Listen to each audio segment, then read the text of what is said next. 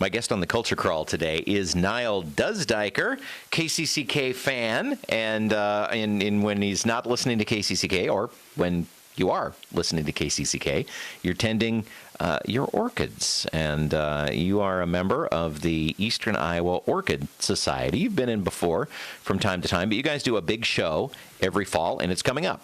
That's right. It's coming up October 18th and 19th, Saturday and Sunday at Knoll Ridge Park Greenhouse.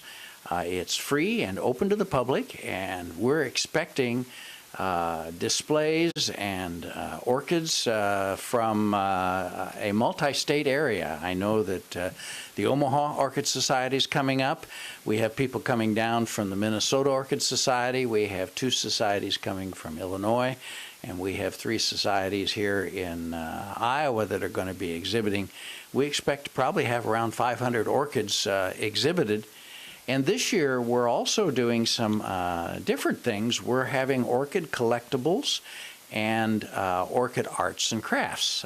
People have exhibited pictures before, but now we're going to have some drawings, and we have one lady that makes beautiful quilts and needlework, and she's going to exhibit those as part of the show as well.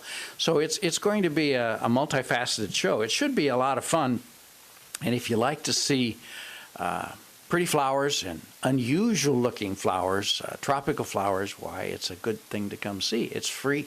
Now, are orchids, are they native to North America at all? I mean, they are, I've always thought of them as a tropical flower. Well, the orchids that you see at the show, the vast majority of them are going to be what we call tropicals. They have to be grown inside. But there's orchids, there's over 10,000 species of orchids, and they're found all over the world. They're found on every continent except Antarctica. Here in Iowa, we have 26 native species orchids. Now, really? They're mostly what we call slipper orchids. If you've heard of the yellow lady slipper, there's quite a few of those in various parks and interestingly in cemeteries around Iowa. And I have some growing in our backyard, and they bloom every spring. They're sort of like, they grow similar to like what you would expect tulips and daffodils and things. They grow from corms, so they go dormant in the winter. But there's a large variety. There's what we call grassy pinks and spiral orchids or spiranthes. They bloom in the fall this time of year. So there's a number of native orchids, but they're mostly terrestrial, where the ones that you see at the show are called epiphytes. They grow in trees or on rocks, and they're more of the tropical orchid. So those are the showy ones that you tend to see at the shows. What is it about orchids? I mean, there are lots of pretty flowers, but there are a few. Roses would be another one, and certainly orchids that are not just about displaying a pretty flower, but they become a hobby.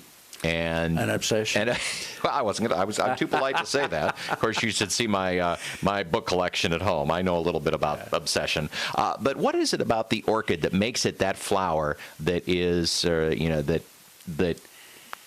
creates societies and shows and all of this around it? Well, it's really interesting. Confucius used this orchid back for perfume many, many years ago. There's an orchid that they use to curdle milk in Scotland. Orchids have been around a long time. They're a highly refined botanical organism. They have evolved over the years to adapt to a specific pollinator. And because they are uniquely adapted, you can track their lineage, their heritage. And they have become quite unusual as far as how they appear, how they attract the pollinators, and how they propagate themselves, how they continue to grow. And some orchids will grow for, 30, 40, 50 years if they're given the right habitat. And so I think that because of the sophistication of the plant itself and because of its tendency towards longevity, That's one of the things that's attracted. And then it's got the heritage. It all started in Europe, particularly in the glass houses in London. They sent people to the New World, and some people actually died doing this, but to scavenger and collect things, back in the 1700s, and they brought them back in the 1800s to the glass houses in Europe and in England, and of course it was dark and smoky and cold there, and these beautiful flowers would bloom, and so that's kind of where the hobby got started. And the Royal Horticultural Society, which is the big botanical garden in London, Kew, is where all of the orchids are cataloged still yet today. So there is kind of a central catalog and repository of. Do you have entries there? I do. I've had 2 hybrids that we made, and they are registered through Kew. Whenever you make a hybrid of an orchid, when it gets grown up enough to bloom, and it's something decent, then you send it off. It costs $12. $12 to register. That's still in $1,800. That's right. Talking with Nile Dusdieker from the Eastern Iowa Orchid Society. We've talked generally about orchids, and we'll talk about your show a little bit more coming up, and make sure that people know when and where and everything that it is. But tell me a little bit about your personal orchid collection. Now, you mentioned that you have some in the backyard, but those are the native species. You have some, I know, that you tend and show yourself, that you grow in your greenhouse. Well, we built on a third garage about 25 years ago. Oh, a garage just for the orchids? Well, no, we built a third garage when we were adding on to the house for the kids. And the guy said, well, now what are you going to put on top of this third garage? Ah. And so we decided, we'll put a greenhouse, a sunroom on top of it. And we grew some tomatoes and cucumbers and things in there, and we started with orchids.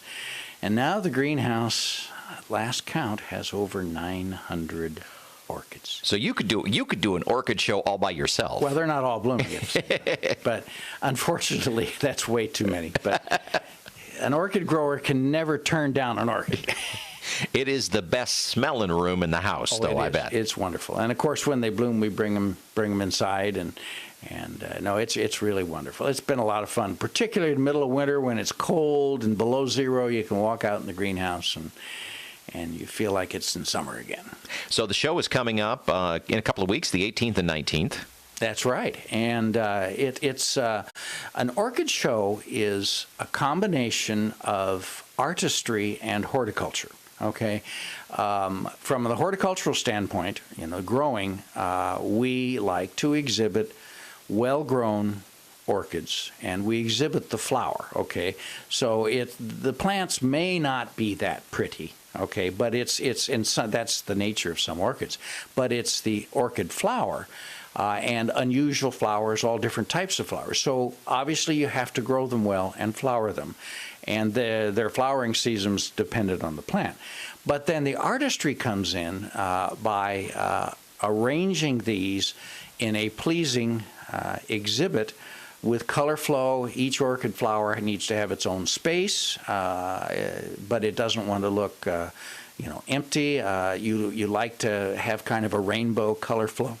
You like to have a nice variety of orchids, a certain height to the exhibit, and every exhibit will be a little bit different from that standpoint. And then it's not unlike a 4-H fair. We go in on Saturday morning early, and we ribbon judge. And so the orchids are judged on the basis of their particular class, their particular type. The displays are judged, and all of that is done in about an hour and a half, and that judging is done primarily for the orchids that are in the show.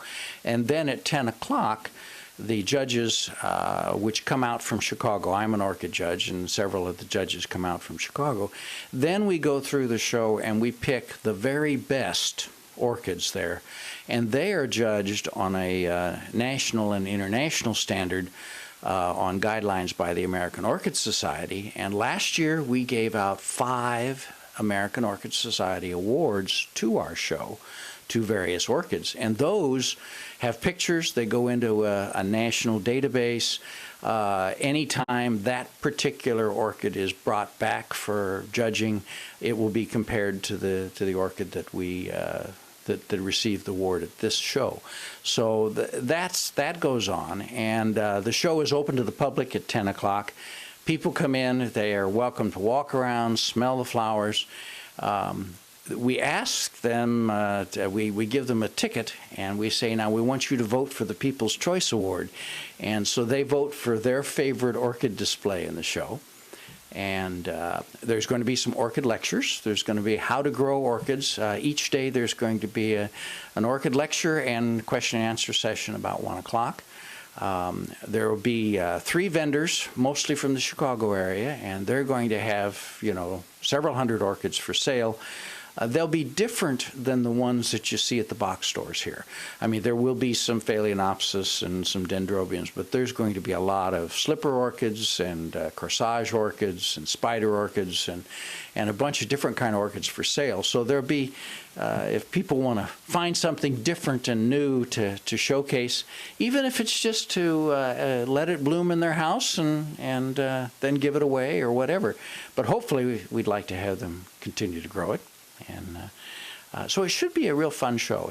Last year we had around 500 people through the show in the 2 days, and Cedar Rapids Parks and Recreation works with us, and they help co-sponsor the show, and they're a real asset because it's a lovely greenhouse. It is a beautiful space. If you haven't been to the Knoll Ridge Greenhouse, it is a wonderful space.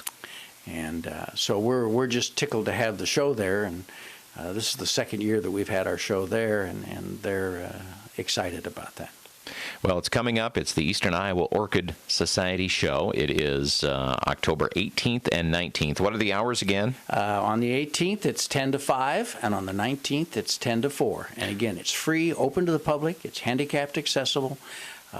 Plenty of parking. Is there a website where people can go for more information? If you want to go to our Orchid Society website, it is Eastern Iowa Orchid Society.org. Okay, and that'll give you any extra information that you need. And there's pictures and last year's show, a lot of things on the Orchid Society. Nile, thanks so much for joining us. Good luck with the show. Thank you very much.